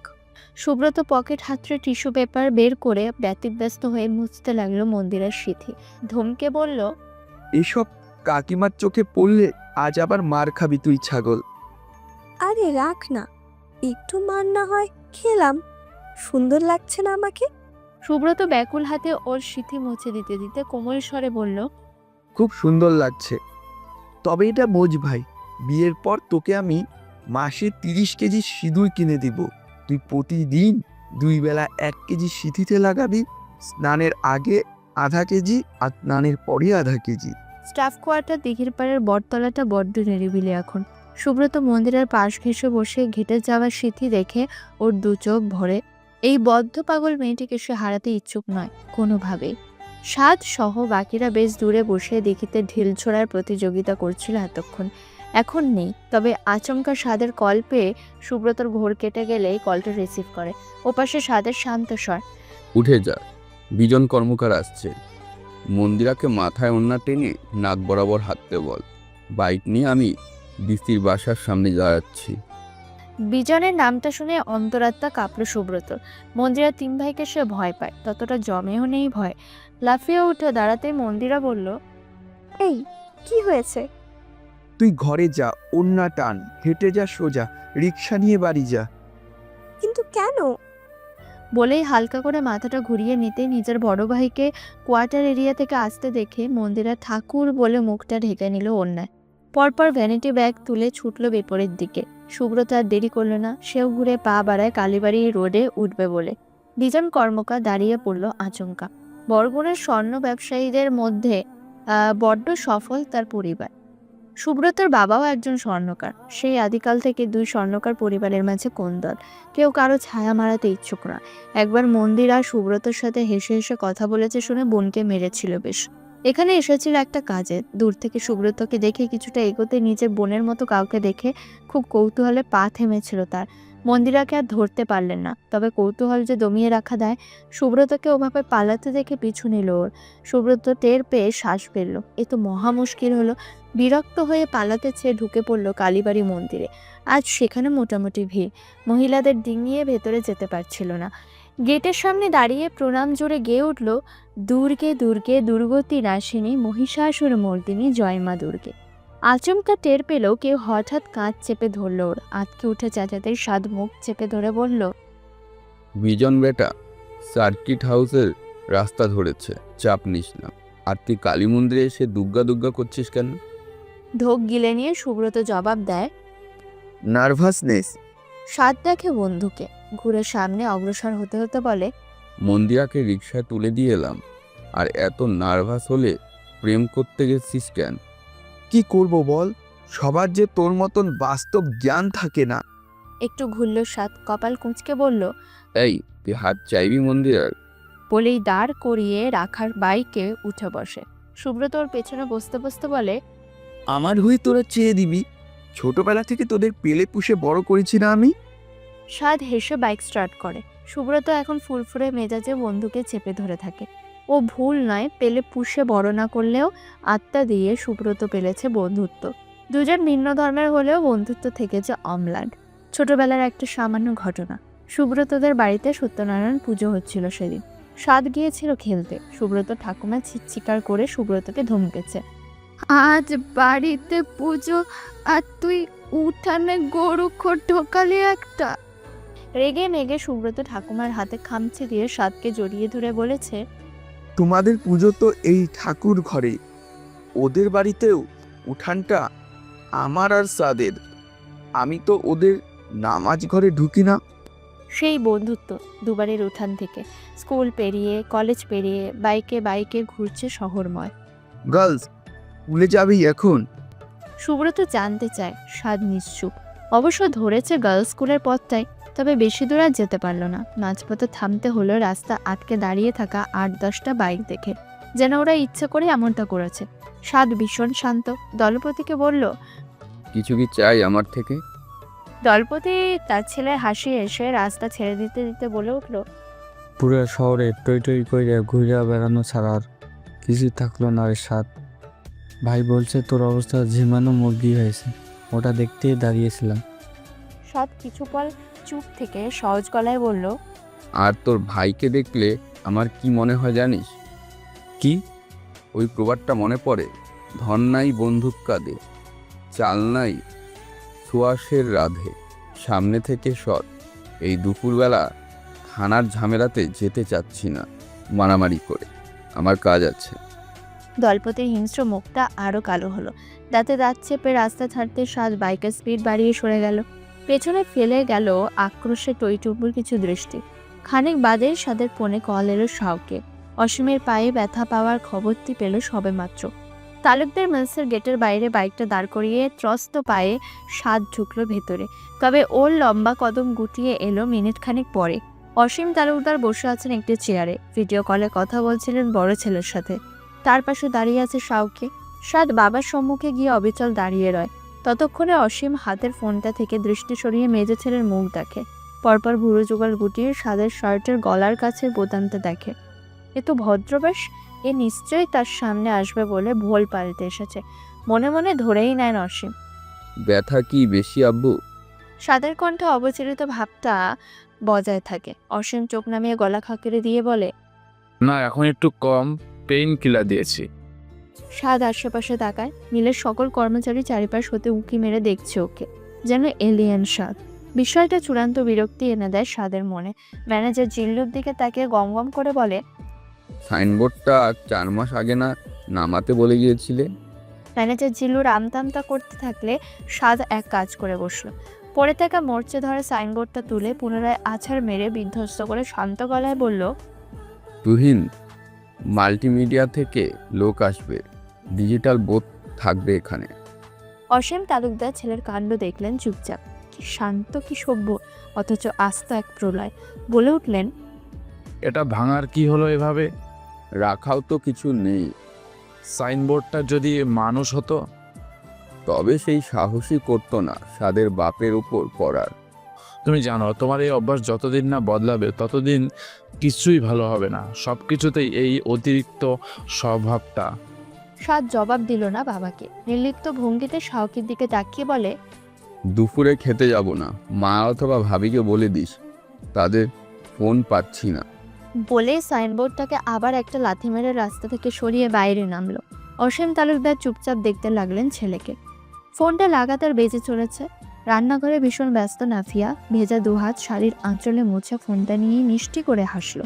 চঞ্চল দৃষ্টি জোড়া ঘরময় বুলিয়ে বেশ আয়েশ করে বাড়ির বসার ঘরের ডিভানে বসেই স্বামীর ভিডিও কলটা রিসিভ করলো। কলটা রিসিভ করার আগে একবার আয়নায় নিজের মুখটা দেখেও নিল। পরিপাটি মানুষটার সামনে সে অগোছালো হয়ে দেখা দেবে না। সুন্দর সুদর্শন দেখতে মানুষটা ভর দুপুরে হাসলো ঝকঝকে হাসি। নাফিয়া সালাম দিয়েই বলা শুরু করে দিল, সকালে কবার তোমাকে কল করেছি, ধরলে না কেন? ক্লাসে থাকলে একটা মেসেজ করে তো দিতে পারো, তাই না? ওপাশে শাহিদ পুনরায় ঠোঁটে পাতলা হাসি ঝুলিয়ে বলে উঠল, তারপর বলো, এত ক্লান্তি যে চেহারা, বউ থাকতেও রান্নাটা তোমায় কেন করতে হবে? আব্বা সবার হাতের রান্না খেতে পারেন না যে, আর আমি কি পটের বিবি নাকি পায়ের পর পা তুলে খাবো? আচ্ছা শোনো, খুব কালো দেখাচ্ছে নাকি? না, শুধু অসুস্থ লাগছে। নাফিয়া আবার ফোনের স্ক্রিন থেকে চোখ তুলে আশেপাশে তাকে ফিসফিসের শাহিদকে বলল, আব্বাকে কিন্তু আমি বলে রেখেছি 15 তারিখ বরিশাল যাব। বলতে বলতে নাফিয়ার গাল দুটো লাল হয়। বিয়ের এতগুলো বছর পরেও এমনটা প্রতিবার হয় নাফিয়া। যখন যখন মানুষটার সান্নিধ্যে যায় অনুভূতিগুলো ঠিক নতুনের মতো থাকে। সরকারি কলেজে ইংরেজি প্রভাষক। বছরে 4টি মাস নাফিয়া গিয়ে ওর কাছে থাকে, বাকিটা সময় শ্বশুর শাশুড়ির কাছে। বিষয়টা নাফিয়ার ইচ্ছেতেই হয়। বাপ মা মরা এতি মেয়েটিকে গ্রাম থেকে অসীম পছন্দ করে নিয়ে এসেছিলেন নিজের বড় ছেলের জন্য। স্নেহে আহ্লাদে বাড়ির এই বড় বউটিকে মাথায় তুলে রাখে অসীম আর শাহনাজ। নাফিয়াও ঠিক তেমনই শ্বশুর শাশুড়ির জন্য মরে যায়। অপরদিকে শাহিদের সাথে স্বল্প সময়ের সংসার নিয়ে নাফিয়ার আক্ষেপ নেই। বছরে 4টে মাস কাছে পেলেও ওর কখনো মনে হয় না শাহিদ ওর খুব দূরে। এভাবেই প্রেমে উদ্ভাসিত ওর সকাল সন্ধ্যা ফোনালাপের মাধ্যমে। শাহিদ ঠোঁটজোড়া গোল করে ভিডিও কলে চুমুর ইঙ্গিত করে বলে উঠল, I am waiting for you. Nafia আবার বেশ লজ্জার ভঙ্গি করে মিনমিনে স্বরে বলল, বলছিলাম আমি এখানে কোনো ডাক্তারের সাথে আলাপ করে আসবো? কেন, কোন ব্যাপারে? জানতে চেয়েই শাহিদ চুপ হয়ে গেল তৎক্ষণাৎ। রাফিয়া নতমুখটা দেখতে লাগলো এক দৃষ্টে। মনে পড়ে গেল রাফিয়া 2 দিন আগে বাচ্চার কথা তুলেছিল তার কাছে। 6 বছর পেরিয়েছে, আর কেন দেরি? তবে শাহিদ বলল, আমরা একটু সময় নিই নাফিয়া। নাফিয়ার চোখ দুটো বরাবরের ন্যায় উদাস হলো শাহিদের প্রত্যুত্তর শুনে। সময় শাহিদের 32, তার 27। এখনও কিশোর সময় প্রয়োজন নাফিয়া বুঝে ওঠে না। মাঝে মাঝে ইচ্ছে করে বিষয়টি নিয়ে তর্কে যেতে, কিন্তু শাহিদকে অসম্মান করা হবে ভেবে আর এগোতে পারে না নাফিয়া। বরাবরের ন্যায় অস্ফুটে জবাব দেয়, জি আচ্ছা। আমার একটা ক্লাস আছে এখন, তো এইবার রাখি। বাবার সাথে কথা হয়েছে, পায়ে ব্যথা কমেছে, বাড়িতে ফিরেছে, খেয়াল রেখো। চুপচাপ হাসার চেষ্টা করে মাথা নেড়ে নাফিয়া কল কেটে দেয়। মিনিট খানেক উদাসী ভঙ্গিতে বসে থাকে। পাশের ঘর থেকে শিমিনের হিহি করে হাসির শব্দ শোনা যায়। শাহনাজের সাথে কিছু মেয়ের ছবি দেখতে বসেছে। স্বাদের জন্য পাত্রী খুঁজছে শাহনাজ। বাড়িতে অসীম চলে আসে তখন। শাওকি এনেছে তাকে। বাড়িতে ফেরার পরে বউ আর পুত্রবধূর কাছে এক দফা কৈফিয়ত দিয়ে সোফাতে গা এলিয়ে দিতেই ছোট ছেলের দিকে দৃষ্টি চলে যায় অসীমে। টানা 2 ঘন্টা পরে কণ্ঠে সেই সাবেকি গাম্ভীর্য টেনে বলে ওঠে, দাঁড়িয়ে আছো কেন? দোকানে যাবে না? এখন কোথায় যাবো আব্বু? ঢোক গিলে জবাবখানা দিয়ে শাওকি পা বাড়ায় ডাইনিং রুমে। পিছু পিছু শিমিন ঢুকে বলে, এই জানিস, ছোট ভাইয়া মেজো ভাইয়ার জন্য মামি একটা মেয়ে রেখেছে। কাকচিরা বাড়ি, চেয়ারম্যানের মেয়ে। এক চুমুকে গ্লাসের সবটুকু পানি খেয়ে শাওকি বলে, ভালো কথা। তোর লেখালেখি কদ্দূর এগোলো? বাকিটা লিখেছিস? না, এগোতে পারছি না। আচ্ছা, আমি বলে দিচ্ছি। গল্পে দেখাবি সাউকি নামের নায়কটার কসমেটিক্সের দোকান। নায়ক কসমেটিক্সের দোকানদার। হরে আমার মতো। লিখবি নায়ক বাপকে খুশি করতে পড়াশোনার পাশাপাশি তাদের কসমেটিক্সের দোকানে বসে বসে মেয়েদের কাছে পারফিউম, ফর্সা over, Pakistani cream, nail polish remover বিক্রি করে। গার্লস স্কুল আর মহিলা কলেজের মেয়েরা যখন দোকানের সামনে দিয়ে যায় তখন হোকারের মতো চিল্লিয়ে ওঠে, এ আপু, এ আপু আসেন, এ আপু কি লাগবে? বোকা বোকা মুখ করে দাঁড়িয়ে আছে শিমিন। তুমিও এমন করো। টেবিলের ওপর থেকে খাবলা মেরে কাজু বাদাম তুলে নিয়ে বেরিয়ে যেতে যেতে শাওকি বলল, আর মেয়েগুলো মুখ ঝাপটা মেরে বলে, চুপ করেন তো, অসহ্যকর, বিরক্তিকর। এই হবে আমার গল্পের নায়কের ছুরি। তারপর কি হবে? তুই এই পর্যন্ত আগে লেখ, বাকিটা পরে বলবো। বরগুনার বাগানবাড়ি এরিয়ায় প্রতিষ্ঠিত সৃষ্টি কোচিং সেন্টারের দরুন এই রাস্তাটা দিনের বেশিরভাগ সময় মেতে থাকে। আজ বারে ও মঙ্গলবার হাটের দিন। কাঠপট্টি থেকে ফার্নিচার ব্যবসায়ীরা ভ্রাম্যমাণ দোকান সাজিয়ে বসিয়েছে বিভিন্ন কাঠের ফার্নিচার নিয়ে রাস্তার একটা পাশ দখল করে। লোকজন আসছে যাচ্ছে। গমগমে পরিবেশও একটা ক্যানক্যানে পুরুষ কণ্ঠ বড্ড কানে লাগছে সকলের। একটা মেহগিনি কাঠের খাটের বিজ্ঞাপন দিয়ে যাচ্ছিল। আসেন আসেন ভাইয়ারা, সেই রকমের ডিজাইন, সেই রকমের বানিশ, মালয়েশিয়ান ওয়েল দিয়ে পালিশ করা। এই মেহগনি কাঠ ঘুণে ধরবে না। সকল নতুন পুরানো বিবাহিত ভাইয়েরা নিয়ে নিন। বিবাহিত জীবনে একটি মজবুত খাটের গুরুত্ব অপরিসীম। আমরা এই খাটটি ছাড়ছি খুবই স্বল্প দামে। এই সুযোগ লুপিয়ে নিন। এই মজবুত 6x7 ফিটের খাটটি ঘরে নিয়ে ভাবিকে খুশি করে দিন, নিশ্চিন্তে ঘুমান। চমৎকার ফিনিশিংয়ের এই খাট, ক্যারক্যারের আওয়াজ হবে না। ফুটবল টিম ছেড়ে দিল, তাই নিয়ে যান, আর ভাবিকে নিয়ে নিশ্চিন্তে ঘুম দিন। সাত চুপচাপ সিগারেটটাতে শেষ টান দিয়ে শলাকাটা পায়ে পিষে উঠে গিয়ে দাঁড়ায় লোকটার সামনে। লোকটা কিঞ্চিত ভুরু গুটিয়ে নিয়ে বলল, ভাই খাট দেখবেন? এই যে দেখেন। সাত কোনো দিকে না তাকিয়ে ঠান্ডা গলায় বলল, তুই কি আগে মাছ বাজারের ব্রিজে দাঁত খুতলি মলম হকারি করতি? বিভ্রান্ত লোকটা আমতা আমতা করে বলল, একটা বীজের দোকানে কর্মচারী ছিলাম। সাত শ্বাস ফেলে বলল, আগামী 3 ঘন্টা যতক্ষণ ওই কোচিং সেন্টারের ছাত্রীরা আসা যাওয়া করবে, তুই মুখের সিটকানি আটকে থাকবি, একটাও শব্দ করবি না। একটাও যদি শব্দ করিস, থাবড়া মেরে গাল বয়ে বসিয়ে দেব। তখন কলিকাতা হারবালের হকারিগিরি করার চুলকানি পাবি না ফাঁসি। আশেপাশের সবাই চুপ। সাত তালুকদারের মুখটা বড্ড পরিচিত এই শহরে। তার সম্মুখে নির্লিপ্ততা তাদের সব থেকে নিরাপদ আচরণ। খাটের বিজ্ঞাপন দিতে থাকা সেলসম্যান ভয়ার্থ দৃষ্টিতে সাতকে কিছু পল দেখে চোখ নামিয়ে নিয়ে চুপ থাকে। ঠিক তখনই সাত ঘাড় বাঁকায় অতি পরিচিত সুমিষ্ট স্বরটা কানে যেতে, যে স্বরটা সে খুব কম সময় শুনে থাকে। মস্তিষ্ক চনমনে হয়ে ওঠে। উত্তপ্ত হওয়া মেজাজ গুটিয়ে ডান দিকে ফেরায় চোখ জোড়া, দৃষ্টিতে ওর তৃষ্ণা। এই আমার নোট, আমার নোট, আমি কষ্ট করে লিখেছি। নিশা মেজাজ দেখাচ্ছে রিন্তুকে। একটা নোটবুক নিয়ে দুজনা টানাটানি করতে করতে অগ্রসর হচ্ছে কোচিংয়ের দিকে। তবে আচমকে দুই ষোড়শীর কদম থামলো সাতদের সামনে বেয়ে। কিছু পর বিভ্রান্ত নিশা না চাইতেও চেয়ে থাকলো সাদের চোখে। পরপর সেই চোখ নামিয়ে নোটবুক ছেড়ে দিল রিন্তুর হাতে। চুপচাপ নিচু স্বরে বলল, চল তাড়াতাড়ি, 3 মিনিট বাকি আর। ওরা চলে গেলে সুব্রত তাকায় সাদের দিকে, খেয়ালি করে বলে, it's a matter of great হতাশা।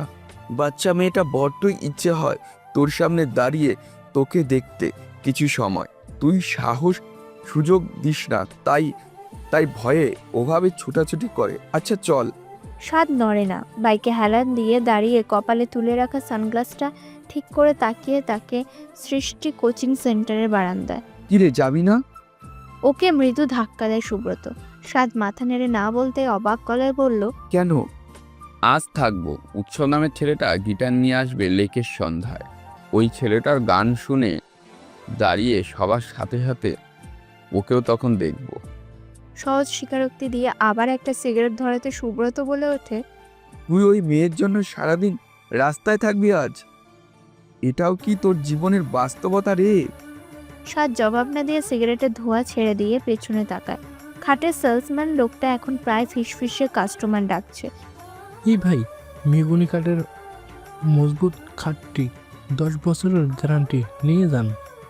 রিন্তু খপ করে ধরল নিশার বেনি। নিশা চোরের মতো মুখ করে তাকায়, দ্রুত সরে আসে জানলার পাশ থেকে। রিন্তু এবার ওর কাজ চেপে বলে, কবে দেখেছিলি? একটু পরে বায়োলজি ক্লাস শুরু হবে। রহমান স্যারের খোঁজে নিশা আশেপাশে চোখ বুড়ে কাঁচুমাচু ভঙ্গিতে মিথ্যে বলে, কাউকে না। রিন্তু আরেকটুখানি ঘেঁষে দাঁড়ায় নিশার কাছে। পরে নিজেই উকি মারে জানলায়। দেখতে পায় সাদ ও তার বন্ধুরা তখনও বাগানবাড়ির কোণে দাঁড়িয়ে আছে বাইক নিয়ে। রিন্তু তৎক্ষণাৎ নিশাকে কনুই দিয়ে গুঁতো মেরে গিয়ে বলে, রং চটা জিন্স প্যান্ট পরা, জ্বলন্ত সিগারেট পটে ধরা, নীল শার্ট গায়ে, তার বুক খোলা, সানগ্লাস কপালে আর তোলা রাখো না কেন ঢেকে ওই দুটি চোখ। সে নিশার 27 বছর বয়সী, লম্বা পাতলা, ট্যামটা যুবক। নিশা ওর মুখ চেপে ধরল। চাপা রাগ দেখিয়ে ফিসফিসিয়ে বলল, পেকেছিস, থাম।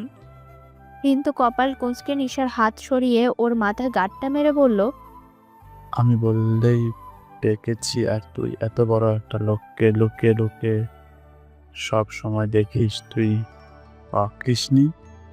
রক্তিম দুটো গাল ঘুরিয়ে নিশা কলম দিয়ে খাতায় আঁচড় কাটে। রিন্তু ওর থুতনি ধরে মুখটা ঘুরিয়ে বলে, কি হয়েছে? তাকে বেড়েছিস কেন? জানি না। মিনমিনে স্বরে জবাব দেয় নিশা। ও সত্যিই জানে না। লোকটাকে সে কেন দেখে এই উত্তরটাও এখনো সাজিয়ে নিজের কাছে উপস্থাপন করেনি। রিন্তুকে কি বলবে? রিন্তু ওর কানের কাছে মুখ নিয়ে বলল, জানিস না। আচ্ছা, তো যদি ওনার ফোন নাম্বার দিয়ে বলে মিসড কল দিতে, তুই দিবি? রোজ কথা বলবি, খারাকান্দা ঘুরতে যাবি, ওনার বাইকে চেপে আরও বেহায়া জিনিসগুলো করবি। নিশার শ্বাস বন্ধ হয়ে আসে ওসব শুনে। রিন্তু বলে, এই সাদ ভাইয়াকে চিনিস? সেদিন কি হয়েছে শোন। ওনার ওই বন্ধুটা মানে নীলা ভাইয়াকে হ্যাকা দিয়েছে। ওই যে লিমা বউটি পার্লারের মিতা আপু, তার বিয়ে ছিল সেদিন। সে নীলা ভাইয়াকে ছেড়ে এক আমেরিকান সিটিজেন বিয়ে করে নিয়েছে। নীলয় ভাইয়া খুব কেঁদেছিল প্রথমে, পরে সাদ ভাইয়া কি করেছে জানিস? কি করেছে? মিতা আপুর বিয়ে ভেঙেছে নাকি? দুশ্চিন্তাগ্রস্ত গলায় জানতে চায় নিশা। ধূর্ত নীল শাখার যুবক অমন কুকমি করে না। সাত ভাইয়া তার সব বন্ধু বান্ধব নিয়ে গিয়ে বিয়ে খেয়ে এসেছে। বিয়েতে আমিও গিয়েছিলাম। সাত ভাইয়াদের দেখে মিতা আপু আর তার পরিবারের লোকগুলো সারাদিন ভয়ে দম ফেলতে পারেনি। খাওয়া দাওয়া শেষ, সাত ভাইয়াকে বর স্টেজের কাছে এগোতে দেখে মিতা আপু ভয়ে প্রায় কেঁদেই দেবে। তখন সাত ভাইয়া ঠান্ডা গলায় বলে, কোন ক্যাটারিং দেখেছিস রে মিতা? পোলাও সেদ্ধ হয়নি। আচ্ছা, এই নে তোর গিফট। মিতা আপুর মুখটা যদি দেখতিস। ভেবেছিলাম সাত ভাইয়া বন্ধুর হয়ে প্রতিশোধ নিতে বিয়েটা কার্টি করবে। বাস একটুই শাস্তি দিয়েছে মিতা আপুকে। ঠিক হয়েছে, অমন মেয়ের একটু পাওনা। নিশা হেসে ফেলল রিন্তুর কথা শুনে। হাসতে হাসতে ঘুরে তাকালো আবার জানলায়। ও এইমাত্র একটা জবাব পেল। লোকটা এত অদ্ভুত বলেই হয়তো ও এভাবে দেখে। উৎসব নামে ছেলেটা রোজ বিকেলে রেখে আসে গিটার নিয়ে। বড্ড শৌখিন একটি ছেলে। রোজ বিকেলে এখানে গান প্র্যাকটিস করে, সবাইকে গান শোনা। বৈকালিক ভ্রমণে আসা 8 থেকে 80 মুগ্ধ হয়ে তার গান শুনে। লেক পার এরিয়ার কোচিং সেন্টারের মেয়েগুলো উৎসব ভাইয়া বলতে পাগল। নিশাও ব্যতিক্রম নয়। রোজ কোচিং শেষে এসে গান শুনে যায়। এই খবরটি স্বাদের নখদর্পণে। তখনও গাইতে শুরু করেনি উৎসব, কেবল গিটারটা তুলেছে হাতে। ওপাশ থেকে নিশাদ তার দলবল ছুটে এসে দাঁড়িয়ে পড়ে এক কোণে, ঠিক সাদদের মুখোমুখি। সুব্রত নিশাকে দেখে সাদকে খোঁচা মারতে সাদ শান্ত গলায় বলল, তোর আগে দেখছি অ্যাক্ট নর্মাল। বয়েজ স্কুলের নিব্বা নই আমি যে এখন খুশিতে নেচে উঠব। নিশা বোকা বোকা মুখ করে তাকিয়ে রয় সম্মুখে। এইমাত্র যেই না দৃষ্টি পড়েছে লম্বা লোকটার চোখে, ফের গুটিয়েছে সমস্ত উচ্ছলতা। মাথা নিচু করে দাঁড়িয়ে আছে, দ্বিধাগ্রস্ত সে। চলে যাবে এখান থেকে। উৎসব গিটারের সুর তুলে গাইতে শুরু করে, বালিকা, তোমার প্রেমের পদ্ম দিও না এমন জনকে, যে ফুলে ফুলে উড়ে মধু পান করে অবশেষে ভাঙে মনকে। একটা হৃদয় বারবার নয়ন একই প্রেমে পড়ে, সেই হৃদয়ের সুখ লুট হয় নিঠুর মৌন ঝড়ে। হোশ হুঁশিয়ার মনের দুয়ারে, নিজেকে রেখো খুব চোখের পাখিতে। ঠোঁটের হাসি হয় না উৎসুক, বালিকা পড়ে যাবে ঠপ। সাদ চুপচাপ তাকিয়ে আছে নিশার মুখটাতে। নিশা গান শুনে তৎক্ষণাৎ মুখ তুলে দেখলো সাদকে, আবার চোখ নামিয়ে নিল লোকটা ঠান্ডা চাউনি থেকে। ওর ভেতরটা হঠাৎ কেমন হাঁসফাঁস করছে। তোমার দিকে বাড়াবে সবাই ভালোবাসার হাত, কারণ তোমার কাছে আছে প্রেমের জলপ্রপাত। তোমার জন্য হাওয়া ছেলেও যেতে চাইবে যুদ্ধে, আসলে কিন্তু মা বললেই তোমায় ভুলবে। আজ নিশার কি যেন হলো। গানটা শুনে গোলগাল ফর্সা মুখটা ফ্যাকাশে হলো ক্রমশ। পুরোপুরি আর শুনলো না আজ উৎসব ভাইয়ার গান। রিন্তুর হাত ধরে চলে গেল সেখান থেকে চুপচাপ, ঠিক যেভাবে পালিয়ে যায়। যাওয়ার আগে একটিবার তাকালো না নীলশার্ট পরিহিত লোকটার দিকে, যাকে সেও দেখে সব সময়। শুধুমাত্র সাজ যেভাবে চুপচাপ দাঁড়িয়েছিল সেভাবেই দাঁড়িয়ে আছে। সুব্রত আর বাকিরা গান শুনে বেশ বিরক্ত চোখে তাকিয়ে আছে উৎসব নামে ছেলেটার দিকে। গানটা শেষ হতে যখন জায়গাটা ফাঁকা হলো, উমর গিয়ে উৎসবের সামনে দাঁড়িয়ে বলল, আর কোনোদিন যেন এই গানটা গাইতে না দেখি ছোট ভাই। বিভ্রান্ত উৎসব ভীত গলায় বলল, কেন বড় ভাইয়ারা? সুব্রত জবাব দিল, দুনিয়ার সব বালিকাকে সতর্ক করার ঠেকা নিয়ে রেখেছি নাকি রে ভাই? এখন থেকে রোজ 2টো প্রেমের গান গাইবি। পরিবেশ নষ্ট করবে না এইসব সতর্কবাণী গিয়ে। বালিকার প্রেমে পর্দা নিয়ে না এগোলে তোমাদের বড় ভাইয়ের ভীষণ কষ্ট হবে। উৎসব ভাবাচাকা খেয়ে দাঁড়িয়ে রইল ঠায়। সাদ গিয়ে চুপচাপ বাইকে উঠল। হঠাৎ করে ভীষণ রকমের অস্বস্তি তাকেও জেঁকে ধরেছে। কি হয়েছে, কেন হয়েছে বুঝতে পারছে না ও। গোটা সন্ধ্যা কাঠপট্টির মোড়ে দাঁড়িয়ে আড্ডা দিয়েছে। ঠিক আড্ডা দেয়নি, চুপচাপ দাঁড়িয়েছিল ও। সুব্রত ভীষণ চিন্তায় পড়ে গেল বন্ধুকে নিয়ে, তবে সাহস করে আর কিছু জানতে চাইল না। রাত তখন 11টা প্রায়। সাদ ওখানেই দাঁড়িয়েছিল চুপচাপ, একেবারে চুপচাপ। বাড়ি থেকে শাহনাজ কল করলেও ধরেনি। বন্ধুরা ওর কাছে থাকতে চাইলেও ও পাঠিয়ে দিয়েছে সকলকে। আধা ঘন্টার মতো একাই দাঁড়িয়েছিল, কিন্তু হঠাৎ কোথা থেকে ছুটতে ছুটতে এলো ওমর। চেঁচিয়ে সাদকে বলল, ভাই সাদ আবার বের করে দিছে ওই মেয়ের ঘর থেকে। ব্রাঞ্চ রোডে ভিড় জমেছে, বুঝি না ওর বড় বোনটা কি বলদ নাকি। সাদ অবিচল ওমরের মুখের দিকে তাকিয়ে থাকে মিনিট খানেক। কথাটা বুঝতে সময় নেই। পরপর হাতে সিগারেটটাতে শেষ টানটা দিয়ে টুকরোটা পায়ে পিষে ঘড়িতে সময় দেখে। রাত তখন 11:30 প্রায়। কাঠপট্টির ও মাথার শেষ দোকানটির শাটার নামিয়ে ধীরান রায় নিজের বাইক চালু করে বাড়ির রাস্তা ধরে। দৃষ্টি এক ঝলক সেদিকে বুলিয়ে শান্ত গলায় ওমরকে বলে, ওর কি 18 হয়েছে রে? রিন্তুর কাছে শুনেছি হয়নি 16.5। সাদ টান টান হয়ে দাঁড়িয়ে বুক ভরে শ্বাস নিল। ও আসলে শ্বাস নয়, নিল এক কঠিন সিদ্ধান্ত। সিদ্ধান্তটা নিতে গিয়ে সাদ তালুকদারের ঘাম ছুটে গিয়েছে। আজ গোটা সন্ধ্যার ঘাম। তার কলোনির হুজুরের টাকা দিয়ে বিয়ে পড়িয়ে দেবে না? ওর কথা এক নিমেষে ওখানে দাঁড়িয়ে থাকা 3টে চোয়াল হাও হয়ে ঝুলে পড়তে চায়। ওরা শুরুতে এক মুহূর্তের জন্য ভেবেছিল সাদ ফাজলামি করছে, কিন্তু সাদের চিরগম্ভীর মুখটা বুঝিয়ে দিল সাদ ফাজলামি করার ছেলে নয়। ওমর চাপা স্বরে চিল্লিয়ে বলে ওঠে, বাল্যবিবাহ করবি? পকেট থেকে মানিব্যাগ বের করে টাকার পরিমাণ দেখছে সাদ। জবাবটা দেয় শান্ত গলায়, মুসলিম বিবাহ করব। আমার বয়স হয়েছে। চেহারা দেখে মনে হয় না 2-1টা বাচ্চা অনায়াসে পালতে পারবে ওই মেয়ে। ফাবলি হলে হবে কি, হাট টাকারটা আছে, মনে তো হয় সংসারী হবে। ওরা তখনও অবিশ্বাসের ঘুরে। সুব্রত বলে, আর এতদিন যে বাস্তবতার কথা বলতিস, বাস্তবতা এই বাস্তবতা সেই ওসব। ওয়ালেটটা পকেটে ঢুকিয়ে নিজের বাইকে চেপে বসে এবারে শান্ত গলায় জবাবটা দেয় সাদ। বাস্তবতার গোষ্ঠী কি লাভ? আমার বউ পালা আর খাওয়ানোর গার্ডস আছে, তুই কাজই আন। তাচ্ছে না কি রে? তা দেখিনি। কতক্ষণ ধরে বাইরে দাঁড়িয়ে আছে? এই 2.5 ঘন্টা তো হবে। এবার একটু মেজাজ উঠল সাদের। আপন মনে বিড়বিড় করলো, ডেঙ্গুর সিজন, নিশ্চয় মশা কামড়ে তামা তামা করে ফেলেছে।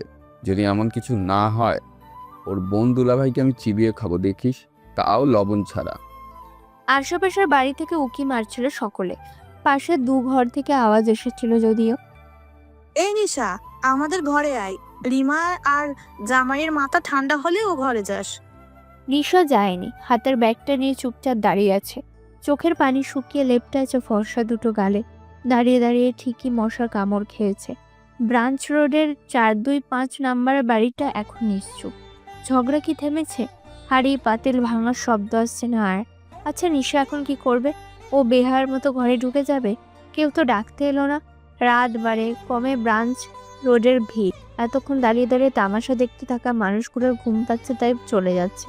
নিশার ঘুম পাচ্ছে না, তার মাথা ভর্তি টেনশন। আগামীকাল নির্বাচনে পরীক্ষা শুরু। ও একটু পড়তে বসবে না? কাল বাংলা প্রথম পত্র। নিশার চোখ ঘোলাটে হয় আবার। ঘোলাটে চোখে দেখে সম্পূর্ণ রাস্তা সে একা দাঁড়িয়ে। ভেতর থেকে কেউ তখনও এলো না। আবার শুনলো কেউ কাউকে কুত্তার বাচ্চা বলে গালি দিল। আবার ঝগড়া শুরু হয়েছে ভেতরে। আপু কি মারামারি শুরু করেছে দুলা ভাইয়ের সাথে? নিশা চোখ বন্ধ করে শ্বাস ফেলে। পরপর আচানক চোখ দুটো খুলে যায় বাইকের হেডলাইট চোখে পড়তে। গুটিয়ে গিয়ে ওড়না সামলার দাঁড়ায় নিশা। আড়ষ্ট ভঙ্গিতে পেছনে এক কদম পিছিয়ে চোখ বড় বড় করে দেখে মানুষটাকে। মানুষটা বরাবরের ন্যায় শান্ত ভাব বজায় রেখে তার দিকে এগোয়। নিশা এলোমেলো দৃষ্টি ফেলে। কেন এসেছে? এ কি লজ্জা!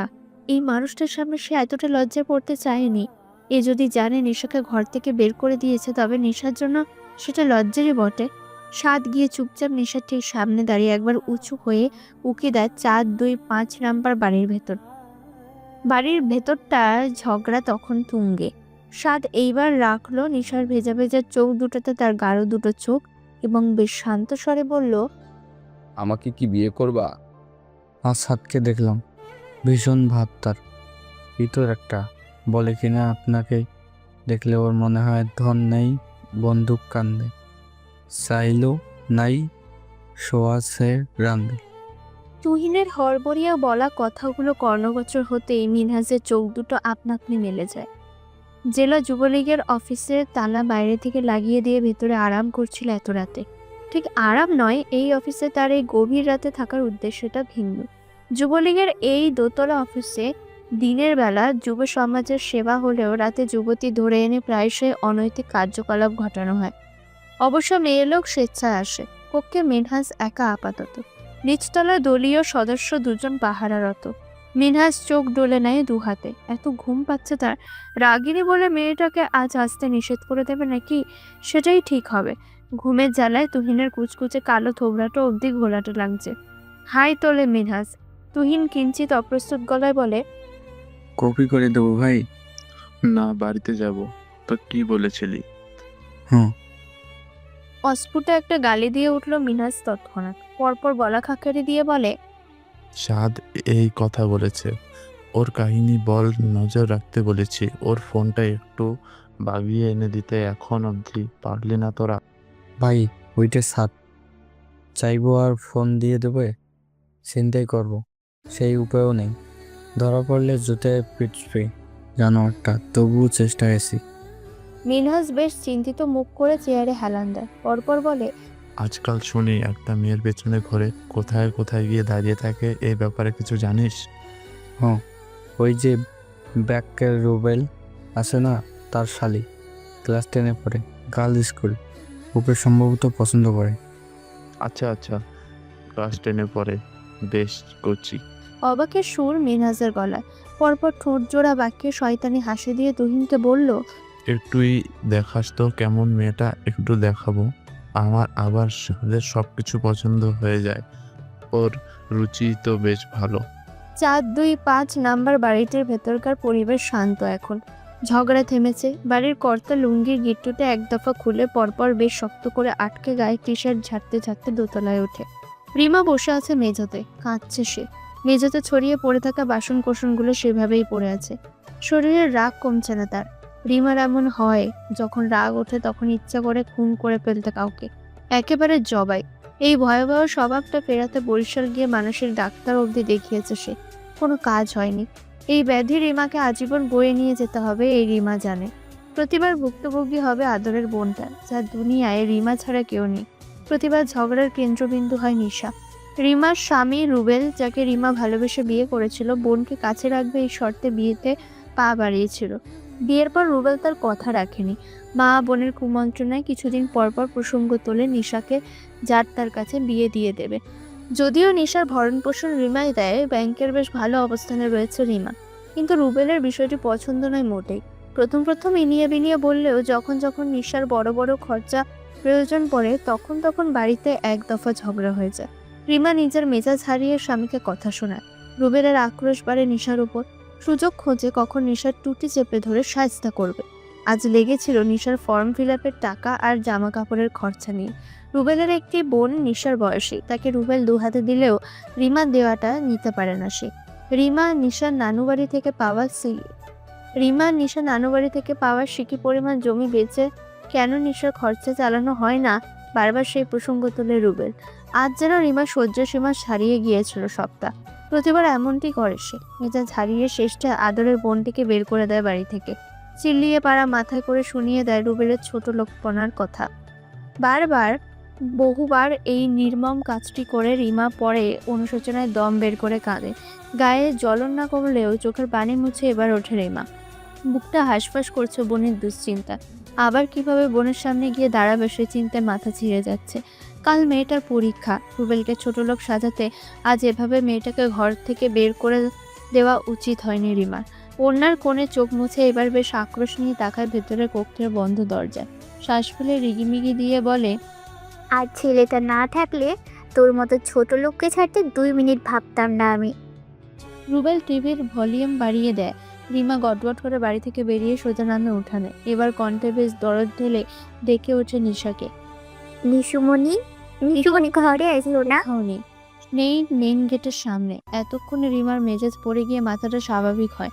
কিঞ্চিত দুশ্চিন্তাগ্রস্ত ভঙ্গিতে পাশে দুবারই ভাবিদের ডেকে বলে ওঠে, ভাবি, নিশাকে নিয়েছো তোমরা তোমাদের ঘরে? পাঠিয়ে দাও না, সন্ধ্যায় বলেছিল ভাত খাবে। জবাব এলো, সে কি কথা, কত সাধলাম এলো না, কোথায় গেল ও? রিমা যেন আকাশ থেকে পড়লো। শরীরটা মৃদু ঝাঁকুনি দিয়ে উঠলেও নিজেকে সামলে নিল এই ভেবে নিশা কোনো বান্ধবীর বাসায় গিয়েছে হয়তো। দৌড়ে ঘরে ঢুকে ফোন বের করে পরপর কল দিল রিন্তু সহ বাকিদের বাড়িতে। ওদের থেকেও জবাব এলো না। টিভিতে গানের শব্দটা জোরালো হচ্ছে। রিমার মাথায় রক্ত উঠছে আবার। দু হাতে মুখ ঢেকে কিছুক্ষণ কেঁদে দৌড়ে গিয়ে ঘরে ঢুকে রুবেলের সামনে দাঁড়িয়ে এক আছাড়ে টিভিটা ভাঙলো। রুবেল তখন বলে উঠল, তোকে তালাক দেই না কেবল ছেলেটার জন্য, নয়তো তোর এই এজ নিয়ে তোর যোগ্যতা নেই স্বামীর ভাত খাওয়ার। বোনের জন্য এত চিন্তা, দিয়ে দিস না কেন? রিমা ছুটে ও ঘর থেকে বেরিয়ে রাতুলের ঘরে ঢুকে ওকে দেখে এসে হাতে তুলে নিল ভ্যানিটি ব্যাগ। তাকে এখন বোনকে খুঁজতে বেরোতে হবে। তবু একটু থামলো দুয়ারে। বাড়ি থেকে বেরোনোর আগে রুবেলকে বলল, বিয়ে দেব, এবার আমি নিজেই দায়িত্ব নিয়ে বিয়ে দিব। বোন হিসেবে বোনের কামাই খাওয়া যে ওর পাপ। স্বামীর ঘরে গিয়ে স্বামীরটা খাক। যে কপাল নিয়ে জন্মেছে এতে ওর এখন বিয়ে দেওয়াই উচিত। তুমি আর টেনশন নিও না, তোমার বোনের জন্য তুমি আজীবন করে যাও। আমি না হয় আমার বোনকে ঘাট থেকে নামিয়ে কাউকে দিয়ে দিই। চর কাজী অফিসের প্রধান কাজী নেছারউদ্দিন আহমদ তার বসার ঘরের এক কোণে একটা সোফা দখল করে বসে আছে, বেশ চিন্তিত ভঙ্গিতে। তার সামনে তার বৃদ্ধ মা ঘুরে ঘুরে মিষ্টি বিলাচ্ছে ওখানে বসে থাকা উঠতি বয়সের ছেলে মেয়েগুলোকে, বর আর বউকে। নেছারউদ্দিন হাতে কাগজপত্র উল্টাপাল্টা দেখে। দেখতে দেখতে ঢুক গেলে। কিছু আগে তিনি দেশের আইন ভেঙে একটি অপরাধ করেছেন, যার শাস্তি হয় দেশের আইনে। তার হাতের কাগজগুলো যদি কোনোভাবে এই থানার ওসির হাতে পড়ে যায় কিংবা কেউ ঘুণাক্ষরেও টের পেয়ে যায় এ কথা, তবে সর্বনাশ। দুশ্চিন্তার গলা শুকিয়ে আছে। নেছার ভেতরের ঘরের দরজায় তাকে থমথমে গলায় বলল, এই এদের পানি দাও, সাথে আমাদেরও। সাত তালুকদার। অসীম তালুকদারের মেজো ছেলেটি বেশ নির্বিকার। ওকে ঘিরে সুব্রত, ওমর, নিলয়, মন্দিরা আর মন্দিরার আরো দুটো বান্ধবী মিষ্টি হাতাহাতি করতে ব্যস্ত। সাদের নিষ্প্রভ দৃষ্টি তার পাশে আড়ষ্ট ভঙ্গিতে বসে থাকা ষোড়শীর মুখে। ষোড়শীর মুখটা এখন একটু বেশি লাল, হয়তো সন্ধ্যা থেকে কেঁদেছে তাই। তবে সেই লালের সাথে মিলেছে ওর মাথায় চাপানো লাল রঙের শিফনের একটু ওড়না। মন্দিরা শাড়ি এনেছিল ওকে পরাবে তাই, পরাতে আর পারেনি। অগত্যা শুধুমাত্র একটা ওড়না দিয়ে বউ সাজাতে হয়েছে। সাদের মনে হচ্ছে এটা কোনো নারী নয়, এটা একটা কৃষ্ণচূড়া অসময়ে ফুটেছে সাদের জন্য। সাদের নিষ্প্রভ চাউনি এই কৃষ্ণচূড়ার মুখ থেকে গলায় গিয়ে থাকে। ভয়ে মেয়েটা ঢোক গিলছে দেখে। সাদ খানিকটা হেসে নেয় মনে মনে, পরপর স্বর গম্ভীর করে উচ্ছ্বাসিত বন্ধুদের থামিয়ে বলে ওঠে, হয়েছে, থাম, বাড়িতে যেতে হবে এখন। বলেই কাজীকে বলল, আপনার চাপ নিতে হবে না, কেউ জানবে না, কেউ আসবেও না আপনার দুয়ারে। নিন, দরজা আটকে ঘুমান। তবে কখনো যদি কেউ খোঁচাতে আসে, আমার ফোন নাম্বারটা ধরিয়ে দেবেন, আমি বুঝে নেব। নেছারউদ্দিন ভেতরে ভেতরে শ্বাস ফেলে। এতক্ষণে তার সামনে দাঁড়িয়ে থাকা মফস্বলের প্রাক্তন ত্রাস সাদ তালুকদারকে কিঞ্চিত স্বাভাবিক লাগছে। নয়তো যখন ছোট একটা মেয়েকে নিয়ে তার সম্মুখে এসে দাঁড়িয়েছিল হতবাক হয়েছিল নেছার। শুরুতে ভেবেছিল মেয়ে তুলে বিয়ে করছে, বিয়ে পড়াতে আপত্তি তোলার সাহসে ছিল না। পরে বুঝলো এই একরত্তি মেয়েরই সম্মতি আছে বিয়েতে। কি মেয়েদের রুচি! ভোলাভালা মেয়েগুলোর রুচিবোধ এমন ভয়ঙ্কর কেন বোঝে না নেছার। সুন্দর ছেলে হলেই কি সে ভালো স্বামী হয়? এই সাত তালুকদার একসময় বাপ সহ সকলে শান্তি চিবিয়ে খাওয়া মানুষ, কখনো সংসারী হবে তার এ জন্মে হচ্ছে। মনে মনে তাচ্ছিল্যের হাসি এসে নেছার মাথা নাড়া। মিনমিনে স্বরে বলে,